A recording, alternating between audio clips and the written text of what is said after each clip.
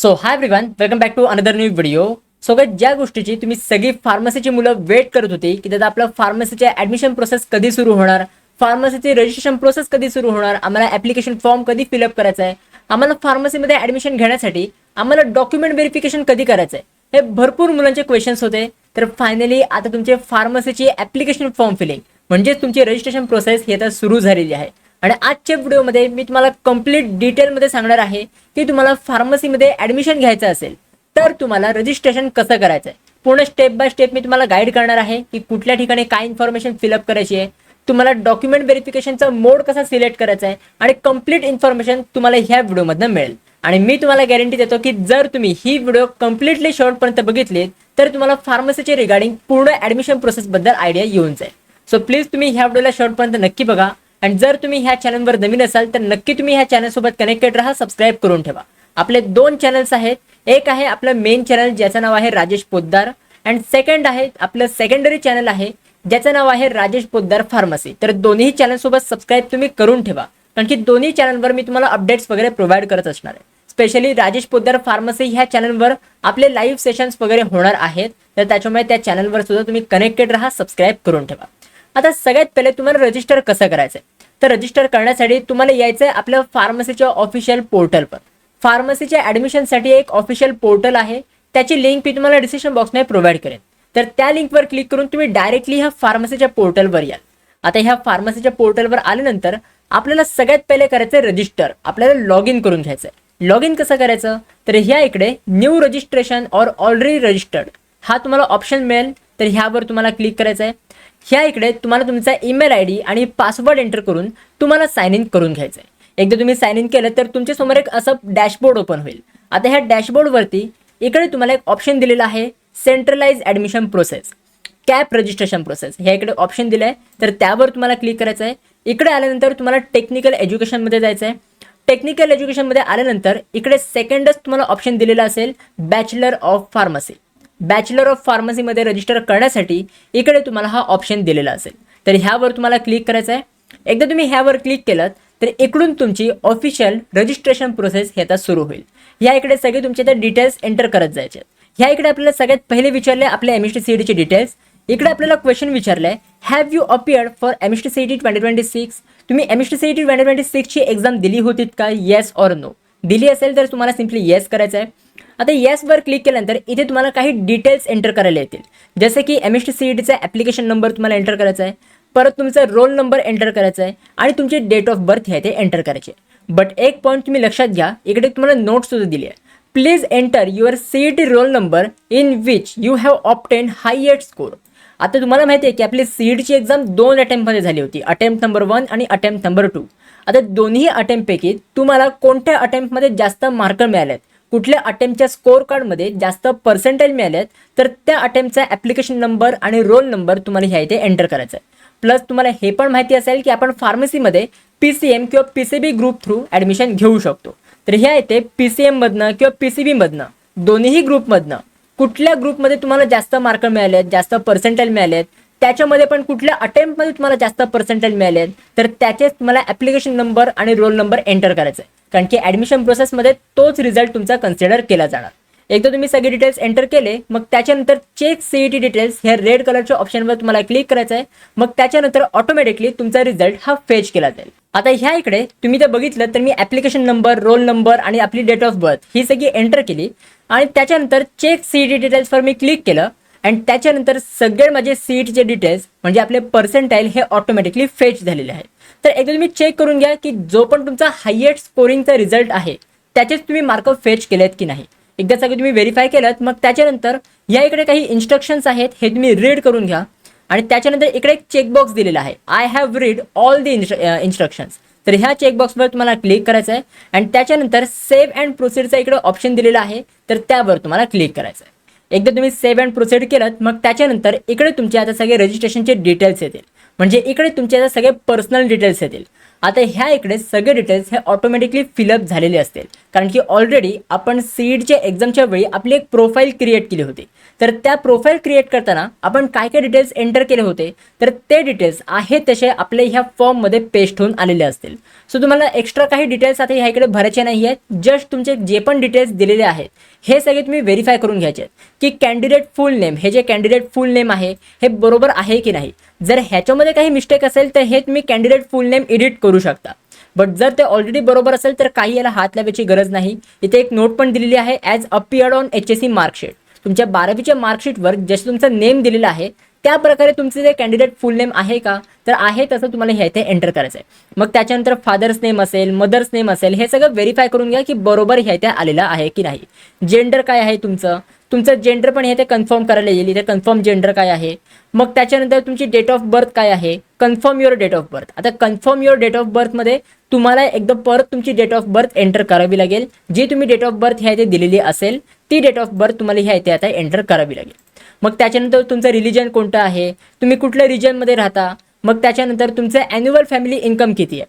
आता annual family income खूप important आहे. जर तुम्ही पुढे जाऊन TFWSला अप्लाय करणार असाल तर ॲन्युअल फॅमिली इन्कमच्या बेसवरच हे ठरवलं जातं की तुम्ही TFWSला अप्लाय करू शकाल की नाही. तुमचं annual family income below 8 lakh असेल तरच तुम्ही स्कॉलरशिप्स किंवा TFWSच्या स्कीमचं जे पण काय लाभ आहे हे तुम्ही घेऊ शकता. मग त्याच्यानंतर इकडे तुमची मदर टंग दिलेली असेल, तुमची मदर टंग कोणती आहे, नॅशनॅलिटी कोणती आहे, हे सगळं दिलेलं असेल. सगळं व्हेरीफाय करून घ्या.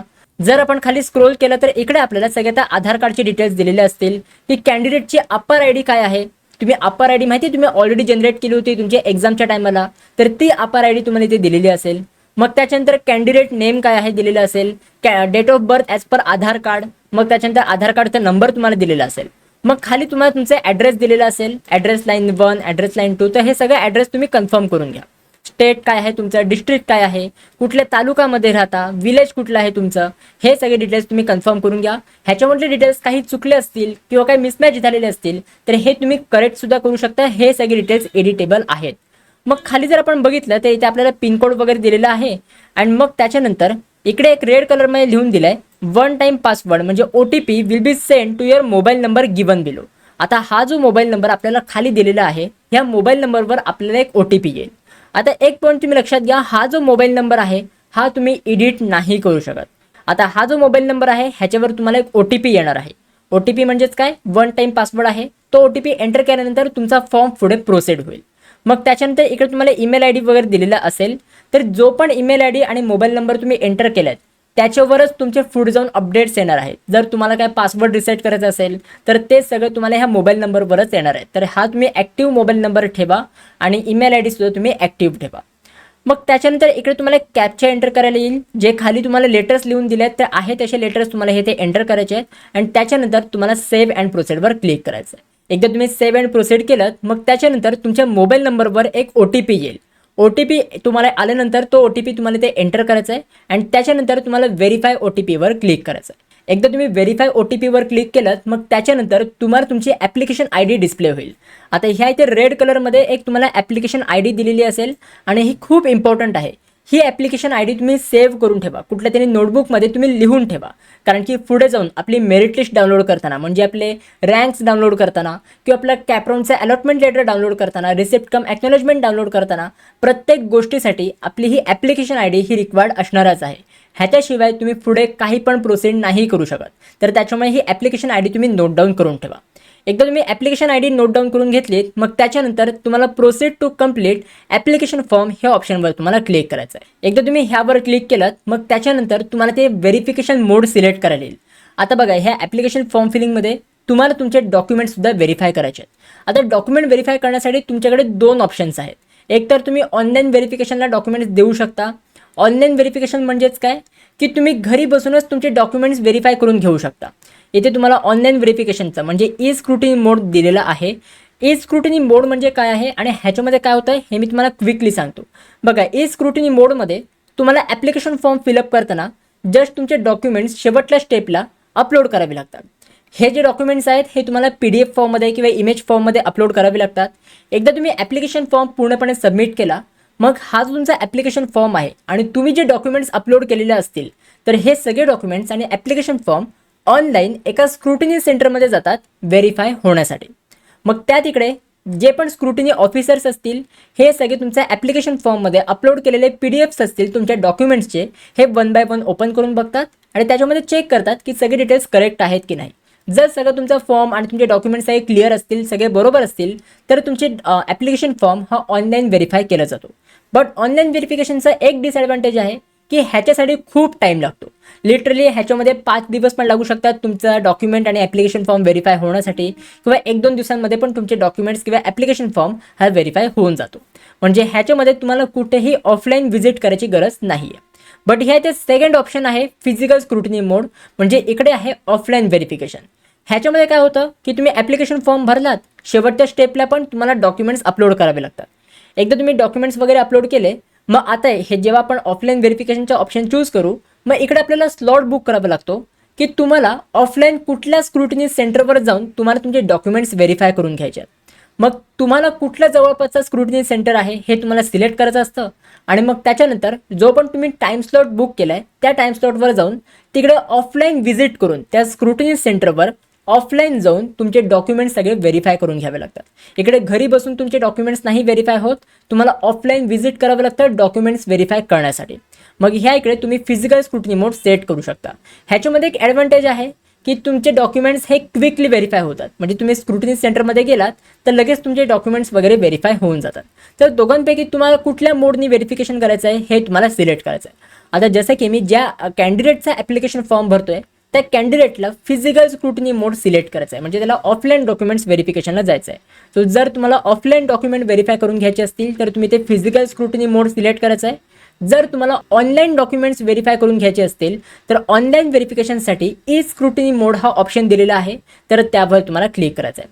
आता मला हे इथे ऑफलाईन डॉक्युमेंट्स व्हेरीफाय करायचे आहेत, तर इकडे मी फिजिकल स्क्रुटिनी अँड प्रोसीड हा ऑप्शन दिलेला आहे, तर त्यावर मी इथे क्लिक करेन.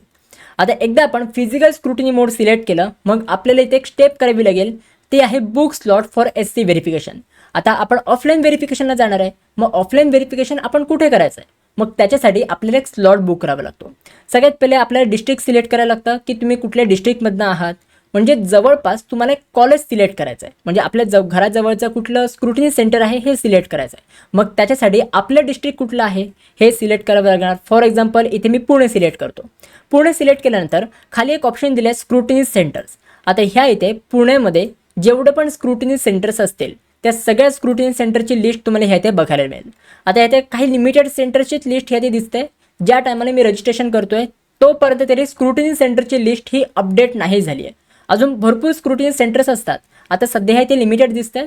तुम्ही जेव्हा रजिस्टर कराल त्यावेळी अजून काही स्क्रुटिनी सेंटर्स ह्या इथे ॲड झालेले असतील.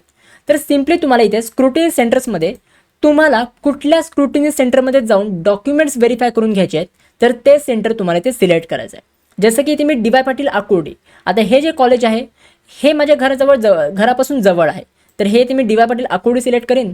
मग त्याच्यानंतर सिलेक्ट डेट, म्हणजे कुठल्या डेटला जाऊन तुम्ही तुमचे डॉक्युमेंट्स व्हेरीफाय करून घेणार आहात. आता आपले ॲप्लिकेशन फॉर्म फिलिंग पूर्ण बरेच दिवस सुरू आहे, तर ह्या इथे काही डेट्स दिलेल्या आहेत. नक्की तुम्ही कुठल्या डेटला जाऊन तुम्ही ॲप्लिकेशन फॉर्म व्हेरीफाय करून घेणार आहात तर ती डेट तुम्हाला सिलेक्ट करायचं आहे. जसं की मी ते 3 ऑगस्टची डेट आहे ही मी ते सिलेक्ट करतो. इथे आपण काय केलं, डिस्ट्रिक्ट सिलेक्ट केलं, आपलं स्क्रुटिनी सेंटर सिलेक्ट केलं की मी कुठल्या सेंटरवर जाऊन डॉक्युमेंट्स व्हेरीफाय करणार. मग त्याच्यानंतर डेट सिलेक्ट केली.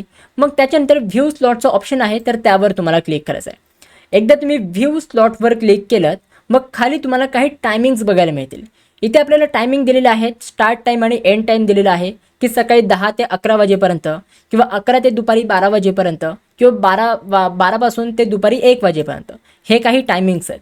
तर ह्याच्यापैकी कुठल्या टाईमवर जाऊन तुम्ही तुमचे डॉक्युमेंट्स व्हेरीफाय करून घेणार आहात तर तो टाईम स्लॉट तुम्हाला बुक करायचा आहे. जसं की मी कम्फर्टेबल आहे सकाळी 11 पासून ते दुपारी 12 पर्यंत ह्या टायमामध्ये जाऊन माझे डॉक्युमेंट्स व्हेरीफाय करून घ्यायला मी म्हणजे कम्फर्टेबल आहे. तर ह्या टाईमचा मी बुक स्लॉट हे ते क्लिक करेन. इथे आपल्याला बुक स्लॉटचा ऑप्शन दिलेला आहे, तर ह्यावर क्लिक करून तुम्ही त्या टाईम स्लॉट तुम्ही बुक करून घ्यायचा आहे. एकदा तुम्ही बुक स्लॉटवर क्लिक केलं तर are you sure you want to book this slot, final confirmation, म्हणजे तुम्ही शुअर आहात ना की हा स्लॉट तुम्हाला बुक करायचा आहे, तर ओकेवर क्लिक करायचं आहे. एकदा तुम्ही ओकेवर क्लिक केलं तर इकडे तुम्हाला तुमचा ॲप्लिकेशन ID, कॅन्डिडेट नेम वगैरे सगळं दिलेलं असेल आणि ह्या इकडे तुम्हाला समजेल की कुठला टाईम स्लॉट आपण बुक केला आहे आणि कुठल्या स्क्रुटिनी सेंटर आपण ह्या इथे बुक केलेलं आहे. तर हे सगळे डिटेल्स आपल्याला ह्या इथे बघायला मिळतील. जर तुम्हाला रिशेड्यूल करायचं असेल, जर तुम्ही चुकीचा टाईम स्लॉट बुक केलेला असेल, मग ह्या इथे तुम्ही रिशेड्यूल SC व्हेरिफिकेशनवर क्लिक करून तुमचा टाईम स्लॉट हा तुम्ही रिशेड्यूल करून घेऊ शकता. मग त्याच्यानंतर इकडे आपल्याला फिल ऑर एडिटचा application form, fill or edit application form हा ऑप्शन दिलेला असेल, त्यावर तुम्हाला क्लिक करायचं आहे. त्याच्यावरती तुम्हाला होमचं ऑप्शन दिलं आहे, तर त्यावर तुम्हाला क्लिक करायचं आहे. आता एकदा तुम्ही होमवर क्लिक केलं, मग त्याच्यानंतर तुम्हाला एक असा काही इंटरफेस बघायला मिळेल. आता ह्या पॉईंटला मी इथपर्यंत तुम्हाला सांगितलं की ज्या पण मुलांना ऑफलाईन व्हेरिफिकेशन करायचं असेल त्या मुलांनी काय स्टेप्स करायचे. आता जर तुम्हाला ऑनलाईन व्हेरिफिकेशन करायचं असेल, ई स्क्रुटिनी मोड सिलेक्ट करायचं असेल, तर सिम्पली तुमच्याकडे काही एक्स्ट्रा प्रोसेस नाही आहे. बघा आता ह्या पॉईंटला मी ऑफलाईन व्हेरिफिकेशन चूज केलं आहे, बट मला ह्या स्टेपवर आल्यानंतर वाटलं की यार नाही, मला ऑनलाईन व्हेरिफिकेशन करायला पाहिजे होतं. तर सिम्पली तुम्हाला इथे चेंज व्हेरिफिकेशन मोडचं ऑप्शन दिलं आहे. तुम्ही व्हेरिफिकेशन मोड चेंजसुद्धा करू शकता. चेंज व्हेरिफिकेशन मोडवर सिलेक्ट करायचं आहे. मग ह्या इथे तुम्हाला परत ऑप्शन मिळेल. इथे बघा आपण ऑलरेडी फिजिकल स्क्रुटिनी मोड सिलेक्ट केलं होतं. आता ह्या इथे आपल्याला खाली दिलेलं आहे चेंज स्क्रुटिनी व्हेरिफिकेशन 2, म्हणजे तुम्ही कुठला मोड सिलेक्ट केला आहे तर फिजिकल स्क्रुटिनी मोड. मग तुम्हाला कुठल्या मोडवर तर चेंज करायचं आहे, आपल्याला ते ई स्क्रुटिनी मोडवर चेंज करायचं आहे. मग ह्या इथे चेंज टू ई स्क्रुटिनी मोडचा ऑप्शन दिला आहे, तर त्यावर तुम्हाला क्लिक करायचं आहे. एकदा तुम्ही त्या ऑप्शनवर क्लिक केलं तर वरती तुम्हाला कन्फर्मेशनसाठी येईल, तर ओकेवर क्लिक करायचं आहे. ओकेवर क्लिक केल्यानंतर तुम्हाला OTP येईल, तर तो OTP एंटर करून तुम्हाला व्हेरीफाय OTPवर क्लिक करायचं आहे. एकदा मी व्हेरीफाय OTPवर क्लिक केलं तर इथे आपलं आलेलं आहे your scrutiny centre verification mode change successfully. म्हणजे मी आधी ऑफलाईन सिलेक्ट केलं होतं ना, बट मी ऑनलाईनवर स्विच केलं आणि माझं हे ऑनलाईन हे आता सक्सेसफुली स्विच झालेलं आहे. तर सिम्पली मी काय करेन, इथे होमचं ऑप्शन आहे तर होमवर क्लिक करीन. एकदा आपण होमवर क्लिक केलं, मग इकडे आपल्याला खाली स्क्रोल केल्यानंतर इकडे काही स्टेप्स कंप्लीट करायला मिळतील. स्टेप नंबर 1 रजिस्ट्रेशन डिटेल्स, ही स्टेप आपली ऑलरेडी कंप्लीट झालेली आहे. आता आपल्याला स्टेप नंबर 2, स्टेप नंबर 3 आणि हे अजून काही 10 स्टेप्स आहेत, हे आता आपल्याला कंप्लीट करायचे आहेत. स्टार्ट करूया आपण स्टेप नंबर 2 पासून, कारण की ऑलरेडी स्टेप नंबर 1 कंप्लीट झाली आहे. स्टेप नंबर 2 आहे कॅन्डिडेचर टाईप डिटेल्स.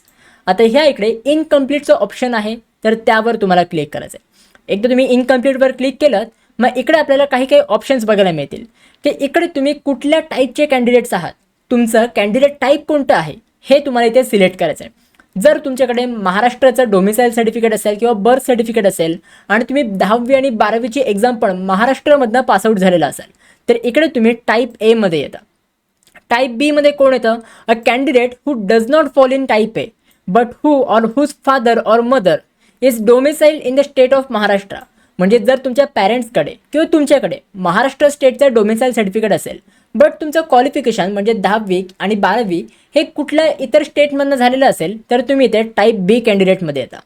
टाईप C मध्ये कोण येतं, ते इथे टाईप C मध्ये ती मुलं येतात whose father or mother is an employee of government of India, म्हणजे सेंट्रल गव्हर्नमेंटमध्ये ते कामाला असतील, and who has been posted and reported to duty in Maharashtra state before last date for submit in application form. म्हणजे तुमचे parents जर central गव्हर्नमेंटमध्ये असतील आणि त्यांची पोस्टिंग ही महाराष्ट्रामध्ये झालेली असेल, तर तुम्ही टाईप C मध्ये येता. टाईप D मध्ये कोण येतं, तर टाईप D मध्ये ती मुलं येतात ज्यांचे फादर और मदर हे एम्प्लॉई असतील किंवा रिटायर्ड एम्प्लॉई असतील ऑफ गव्हर्नमेंट ऑफ महाराष्ट्र और गव्हर्नमेंट ऑफ महाराष्ट्र अंडरटेकिंग. म्हणजे जर तुमचे पॅरेंट्स गव्हर्नमेंट ऑफ महाराष्ट्रामधले एम्प्लॉई असतील किंवा रिटायर्ड एम्प्लॉई असतील, तर तुमचं इथे टाईप D मध्ये येतं.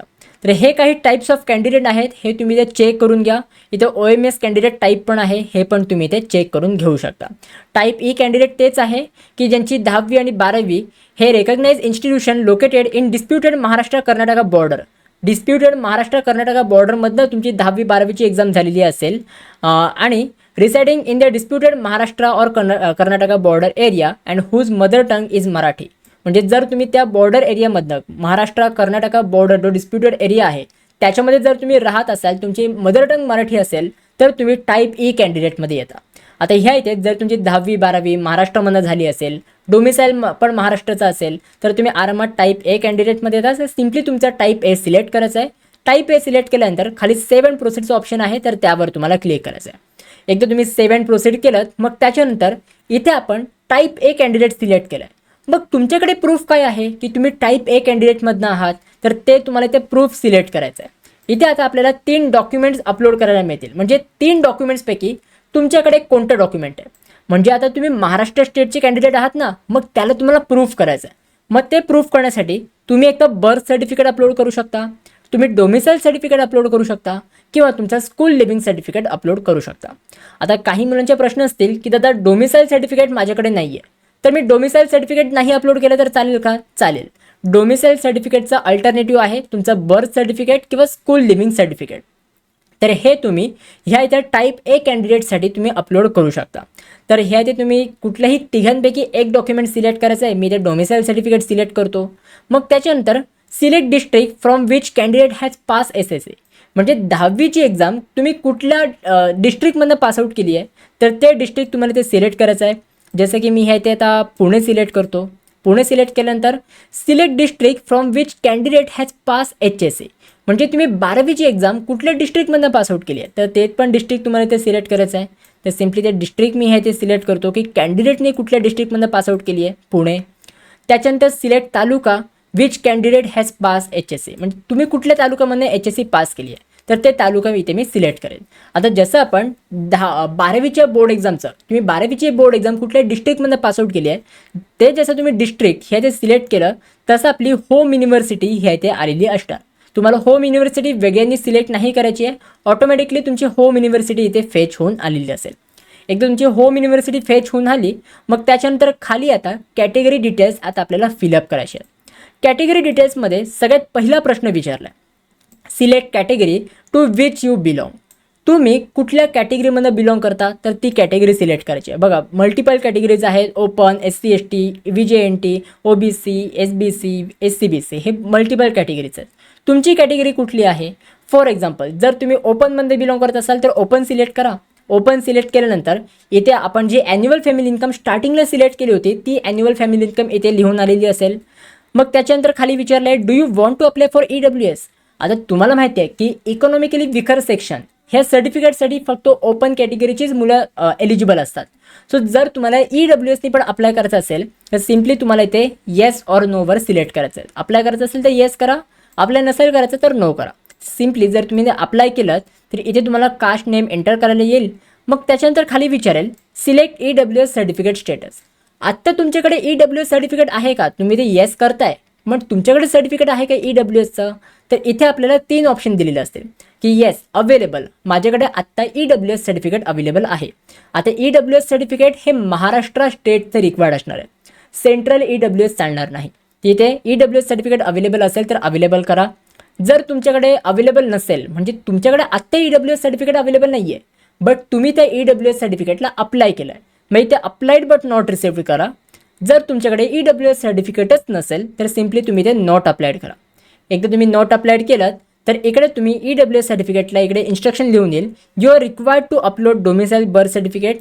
इथे हे इन्स्ट्रक्शन दिलेलं आहे बट ॲट दी एंड तुम्हाला सांगेल की EWS सर्टिफिकेट तुम्हाला कंपल्सरीली अपलोड करावं लागेल. सो इथे तुम्ही जर EWSने अप्लाय करत असाल तर तुमच्याकडे EWS सर्टिफिकेट असलं पाहिजे किंवा जरी त्याची रिसिप्ट असली तरी पण चालेल. ओके. आता त्याच्यानंतर जर तुम्ही इतर कुठल्या कॅटेगरीमधनं असाल, फॉर एक्झाम्पल OBC कॅटेगरीमधनं असाल तर OBC कॅटेगरीसाठी सिम्पली तुम्हाला ते विचारलं आहे तुम्ही कुठल्या कास्टमधनं बिलॉंग करता तर ती कास्ट तुम्हाला इथे सिलेक्ट करायची आहे. मल्टिपल कास्ट आहेत ते मी कुठली तरी एक कास्ट सिलेक्ट करतो. त्याच्यानंतर select caste validity certificate status. आता तुम्हाला माहिती आहे OBCसाठी SCBCसाठी ते आपल्याला कास्ट व्हॅलिडिटी सर्टिफिकेट अपलोड करावं लागतं. तर कास्ट व्हॅलिडिटी सर्टिफिकेट इथे आपल्याला सिलेक्ट करायला मिळेल की तुमच्याकडे कास्ट व्हॅलिडिटी सर्टिफिकेट आहे का, येस ऑर नो. इथे आपल्याला जर तुमच्याकडे कास्ट व्हॅलिडिटी सर्टिफिकेट असेल तर अवेलेबलवर सिलेक्ट करा. जर तुमच्याकडे कास्ट व्हॅलिडिटी सर्टिफिकेट आत्ता नाही आहे बट त्या सर्टिफिकेटची तुमच्याकडे रिसिप्ट आहे तर तुम्ही अप्लाइड बट नॉट रिसिप्ट करा. रिसिप्ट पण आपल्या ॲडमिशन प्रोसेसमध्ये चालणार आहे बट टेम्पररी बेसिसवर चालणार आहे. बट जर तुमच्याकडे कास्ट व्हॅलिडिटी सर्टिफिकेटच नसेल तर सिम्पली इथे तुम्ही नॉट अप्लाइड करा. जर तुमच्याकडे रिसिप्ट असेल तर अप्लाइड बट नॉट रिसिप्ट केलं तर इकडे तुम्हाला application number, application form date वगैरे हे सगळं लिहिणं म्हणजे एंटर करायला सांगेल. तर हे सगळे डिटेल्स तुम्हाला रिसिप्टवरचे इथे एंटर करावे लागतील. Select non criminal certificate status. आता जर तुम्ही OBCमधनं बिलॉंग करत असाल तर तुम्हाला कास्ट सर्टिफिकेट तर लागतंच बट त्याच्यासोबत कास्ट व्हॅलिडिटी आणि नॉन क्रिमिनल सर्टिफिकेटसुद्धा लागतं. आता तुमच्याकडे नॉन क्रिमिनल सर्टिफिकेट आहे का, त्याचं स्टेटस काय आहे?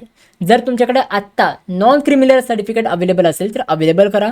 जर तुमच्याकडे त्याची रिसिप्ट असेल म्हणजे तुम्ही नॉन क्रिमिनल सर्टिफिकेटला अप्लाय केलं आहे बट ते अजून तुमच्याकडे आलेलं नाही आहे बट त्याची तुमच्याकडे रिसिप्ट आहे मग तुम्ही त्याच्यासाठी इथे अप्लाइड बट नॉट रिसिव्ड करा.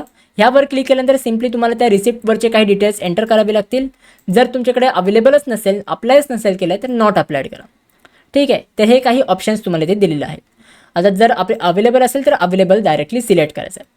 जर तुम्ही SC कॅटेगरीमधनं असाल तर तुम्ही SC ST किंवा NT कॅटेगरीमधनं असाल तर कुठली कॅटेगरी आहे ही तुम्हाला सिलेक्ट करायची आहे. For example SC category select केली, मग त्याच्यानंतर इथे आपल्याला विचारेल तुम्ही कुठल्या कास्टमधनं बिलॉंग करता, तर ती कास्ट तुम्हाला इथे सिलेक्ट करायची आहे. एक्झाम्पलसाठी मी एक कास्ट सिलेक्ट करतो. मग त्याच्यानंतर इकडे आपल्याला खाली एक क्वेश्चन विचारला आहे, तुमच्याकडे कास्ट व्हॅलिडिटी सर्टिफिकेट आहे का. इथे परत आपल्याला 3 ऑप्शन दिलेले आहेत, available, applied but not received, not applied. जर तुमच्याकडे कास्ट व्हॅलिडिटी सर्टिफिकेट असेल तर अवेलेबल करा. जर त्याला तुम्ही अप्लाय केलेलं असेल बट त्याची तुमच्याकडे रिसिप्ट आहे, म्हणजे तुमच्याकडे ओरिजिनल डॉक्युमेंट नाही आहे, त्या कास्ट व्हॅलिडिटी सर्टिफिकेटची तुमच्याकडे रिसिप्ट आहे, तर तुम्ही सिम्पली इथे अप्लाइड बट नॉट रिसिव्ड करा. अँड इकडे जर तुम्ही अप्लायच नसेल केलं तर नॉट अप्लाइड करा. ठीक आहे, अवेलेबल असेल तर अवेलेबल तुम्ही करून द्या. आता SC ST कॅटेगरीसाठी तुम्हाला नॉन क्रिमिनल सर्टिफिकेट नाही लागत. सो इथे तुम्हाला नॉन क्रिमिनलचा ऑप्शन नाही मिळणार. सिम्पली तुम्हाला इथे फक्त कास्ट व्हॅलिडिटी अपलोड करायला सांगेल. ठीक आहे, तर हे काही SC कॅटेगरीसाठी ऑप्शन्स आहेत. सिम्पली मी ते OBC सिलेक्ट करतो, जे पण कॅटेगरी आहे ती कॅटेगरी सिलेक्ट करतो. इथे मी अवेलेबल सिलेक्ट करतो स्टेटस, ह्याचा पण अवेलेबल स्टेटस सिलेक्ट करतो. ठीक आहे, आता एकदा तुम्ही सगळे डिटेल्स एंटर केले, तुमचे होम युनिव्हर्सिटी डिटेल्स, त्याच्यानंतर तुमचे कॅटेगरी डिटेल्स, हे सगळे डिटेल्स तुम्ही एकदा एंटर केले, मग त्याच्यानंतर तुम्हाला जे सेव्ह अँड प्रोसेडचं ऑप्शन दिलेलं आहे तर त्यावर तुम्हाला क्लिक करायचं आहे. एकदा तुम्ही सेव्ह अँड प्रोसेडवर केलं, मग त्याच्यानंतर इथे आपल्याला आता स्पेशल रिझर्वेशन डिटेल्स विचारले जातील. स्पेशल रिझर्वेशन डिटेल्स म्हणजेच काय, तर बघा, स्पेशल रिझर्वेशन डिटेल्स म्हणजेच इथे तुम्ही PWD किंवा डिफेन्समधून बिलॉंग करता का. जर तुम्ही पर्सन विथ डिसेबिलिटी कॅन्डिडेट असाल तर इथे आपल्याला इथे बघा, इथे नॉट ॲप्लिकेबल ऑलरेडी दिलेलं असेल. पण जर तुम्ही PWD कॅन्डिडेट असाल तर तुम्ही कुठले PWD कॅन्डिडेट आहात तर ते तुम्हाला सिलेक्ट करायचं आहे. जे पण सिलेक्ट कराल त्याच्या पुढचे जे पण डिटेल्स आहेत हे तुम्हाला ते एंटर करावे लागतील. ठीक आहे, त्याचे सिम्पली मी नॉट ॲप्लिकेबल करतो. त्याच्यानंतर इज पॅरेंट डिफेन्स पर्सनल, तुमचे पॅरेंट्स डिफेन्समध्ये आहेत का. इथे डोमिसाईल डिफेन्स पर्सनल कॅन्डिडेट, म्हणजे तुमचे parents Maharashtra domicile defence personnel आहेत किंवा नॉन डोमिसाईल डिफेन्स पर्सनल आहेत. तर हे दोन्ही ऑप्शनपैकी कुठलं तरी एक ऑप्शन तुम्हाला सिलेक्ट करायचं आहे. जर कुठले तुमचे पॅरेंट डिफेन्समध्ये नसतील तर सिम्पली ते नॉट ॲप्लिकेबल करा. इथे तुम्हाला ॲन्युअल फॅमिली इन्कम दिलेलं असेल, तुमचं ॲन्युअल फॅमिली इन्कम जे तुम्ही स्टार्टिंगला सिलेक्ट केलं होतं. मग त्याच्यानंतर इकडे एक क्वेश्चन विचारला आहे, do you want to apply for TFWS, तुम्हाला TFWSसाठी अप्लाय करायचं आहे का. आता TFWS म्हणजे काय, तर बघा, TFWSवर मी ऑलरेडी एक डिटेलमध्ये व्हिडिओ बनवली आहे आणि एवढ्या डिटेलमध्ये व्हिडिओ बनवली आहे ना, त्याच्यानंतर तुम्हाला कुठलीही व्हिडिओ बघायची गरज लागणार नाही. तर ती TFWSची व्हिडिओ एकदा तरी तुम्ही एकदा बघून घ्या, त्याच्यामध्ये तुम्हाला क्लिअरली आयडिया मिळेल की TFWS म्हणजे नक्की काय असतं. तर त्या व्हिडिओची लिंक मी तुम्हाला आय बटनमध्ये अँड डिस्क्रिप्शन बॉक्समध्ये प्रोव्हाइड करेन. ही व्हिडिओ कंप्लीट झाल्यानंतर तुम्ही TFWSची व्हिडिओ बघू शकता.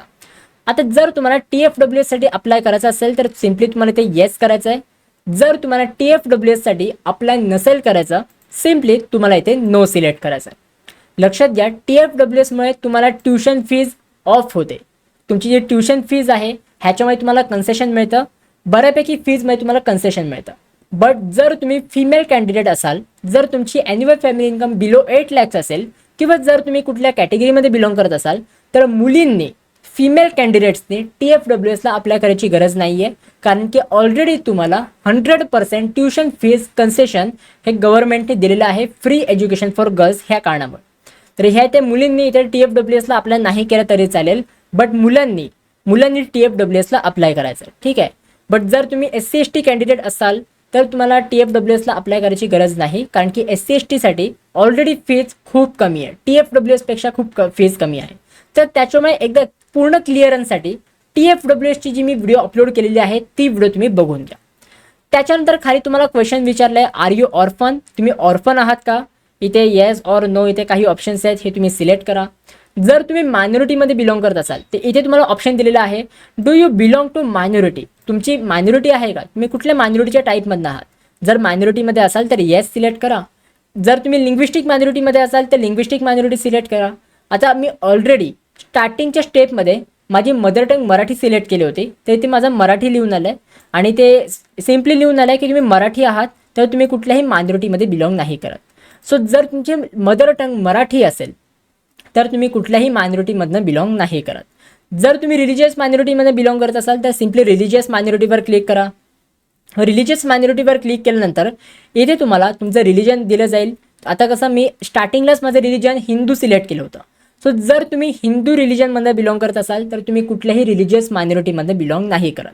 बट जर तुम्ही मुस्लिम, ख्रिश्चन किंवा इतर कुठल्याही रिलिजियस मायनॉरिटीमधनं असाल तर तुम्ही रिलिजियस मायनॉरिटी तुमची सिलेक्ट करून पुढचे जे पण काही स्टेप्स आहेत हे सिलेक्ट करून तुम्हाला सेव्ह अँड प्रोसीड करायचं आहे. आता सिम्पली मी ते मायनॉरिटीला नो करतो. मायनॉरिटीला नो केल्यानंतर इथे सेव्ह अँड प्रोसीडचं ऑप्शन आहे तर त्यावर मी इथे क्लिक करेन. आता इथे मी ऑर्फनचा ऑप्शन दिलेला आहे. येस, मी इथे ऑर्फनसाठी काही क्लिक नव्हतं केलं, तर इथे मी ऑर्फनसाठी सिम्पली नो करेन अँड त्याच्यानंतर सेव्ह अँड प्रोसीडचं ऑप्शन दिलेलं आहे तर त्यावर मी इथे क्लिक करेन. एकदा मी ते सेव्ह अँड प्रोसीडवर क्लिक केलं, आता माझी नेक्स्ट स्टेप आहे की आता मला क्वालिफिकेशन डिटेल्स एंटर करायचे. क्वालिफिकेशन डिटेल्समध्ये काय काय एंटर करायचं आहे? सगळ्यात पहिले माझे 10वीचे बोर्डाचे मार्क मला एंटर करायचे आहेत अँड त्याच्यानंतर 12वीच्या बोर्डाचे मार्क एंटर करायचे आहेत. आता मी पटकन हे 10वी आणि 12वीचे बोर्डचे मार्क मी इथे एंटर करून घेईन. सगळ्यात पहिले मला काय दिलं आहे की 10वीचे मार्क म्हणजे 10वीचं बोर्ड सिलेक्ट करायला आहे. तर मी कुठल्या बोर्डमधनं पासआउट झालं आहे तर महाराष्ट्र स्टेट बोर्डमधनं. त्याच्यानंतर 10वीचं पासिंग इयर कुठलं आहे तर तुमचं जे पण 10वीचं पासिंग इयर असेल ते तुम्ही सिलेक्ट करून घ्या. इथे मी 2024 सिलेक्ट करतो. मग त्याच्यानंतर इथे आपल्याला सीट नंबर एंटर करायला येईल. तर सिम्पली तुम्हाला 10वीचा जो पण तुमचा सीट नंबर आहे हा तुम्हाला एंटर करायचा आहे. त्याच्या खाली तुम्हाला 12वीचे डिटेल्स एंटर करायला सांगेल. आता 12वीच्या डिटेल्ससाठी सगळ्यात पहिले तुम्हाला विचारलं आहे की तुम्ही कुठल्या प्लेसमधनं 12वीची बोर्ड एक्झाम पासआउट केली आहे. इंडियामधनं पासआउट केली आहे की अब्रॉडमधनं पासआउट केली आहे. तर सिम्पली तुम्ही इंडिया सिलेक्ट करायचं आहे जर तुम्ही इंडियामधनं 12वीची एक्झाम दिली असेल तर. मग त्याच्यानंतर तुम्हाला बोर्ड सिलेक्ट करायचं आहे, कुठल्या बोर्डमध्ये तुम्ही 12वीची एक्झाम दिली आहे. तर इथे CBSE बोर्ड अशा भरपूर काही बोर्ड आहेत.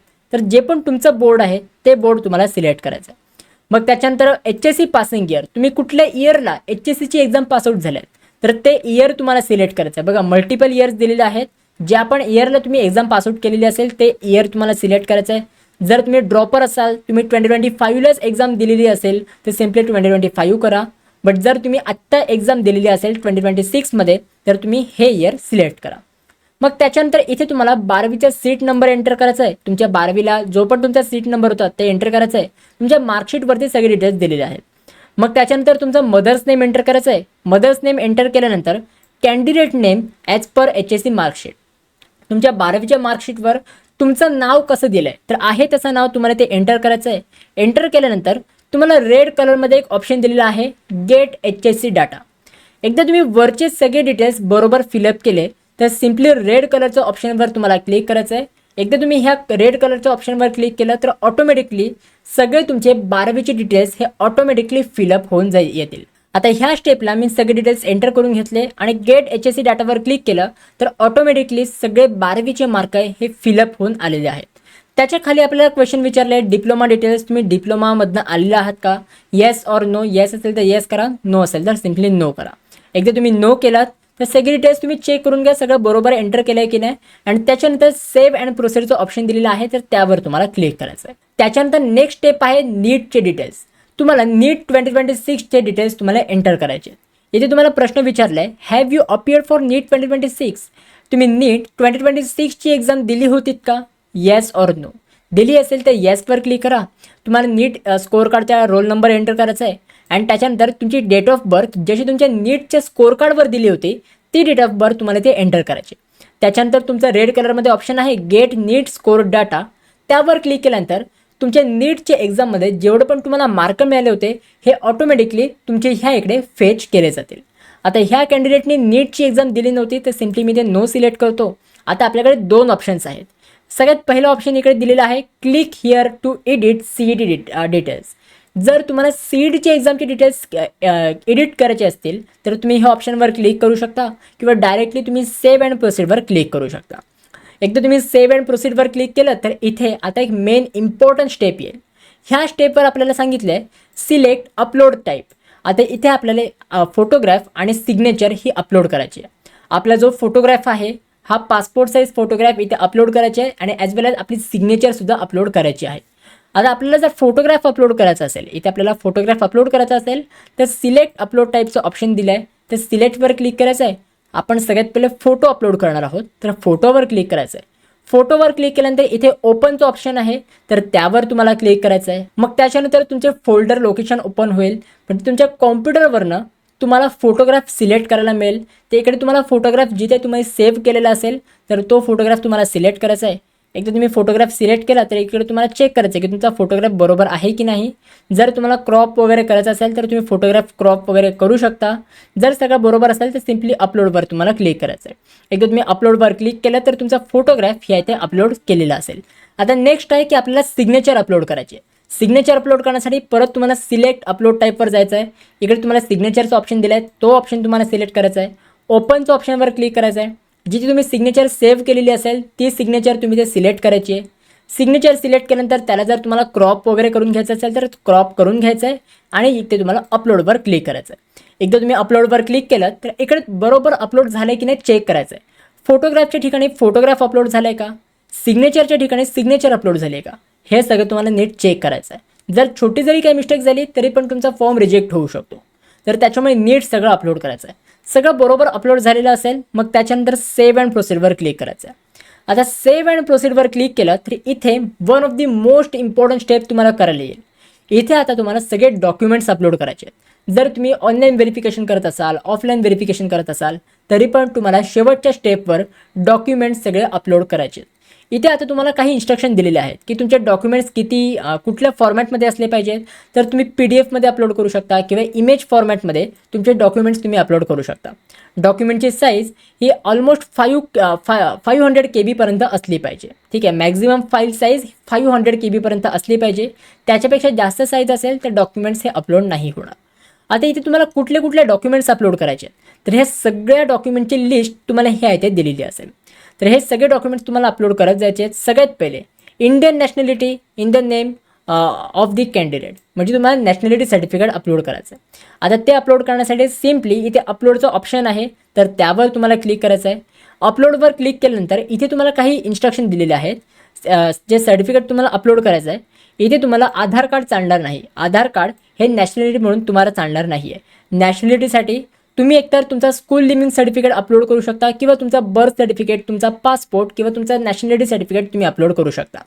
तुमच्या स्कूल लिव्हिंग सर्टिफिकेटवर नॅशनॅलिटी इंडियन दिलेली असेल तर तुमचं स्कूल लिव्हिंग सर्टिफिकेट अपलोड केलं तरी पण चालेल. बर्थ सर्टिफिकेट अपलोड केलं तरी पण चालेल किंवा जर तुमच्याकडे नॅशनॅलिटी सर्टिफिकेट असेल ते अपलोड केलं तरी पण चालेल. तर सिम्पली तुम्हाला इथे ओपनचं ऑप्शन दिलं आहे तर त्यावर तुम्हाला क्लिक करायचं आहे. आता जिथे तुम्ही तुमचे डॉक्युमेंट सेव्ह केलेले आहेत ते डॉक्युमेंट तुम्हाला सिलेक्ट करायचं आहे. आता ह्या इकडे मी डोमिसाईल सर्टिफिकेट जे आहे हे डोमिसाईल सर्टिफिकेटच मी नॅशनॅलिटीच्या इथे अपलोड करतो आहे.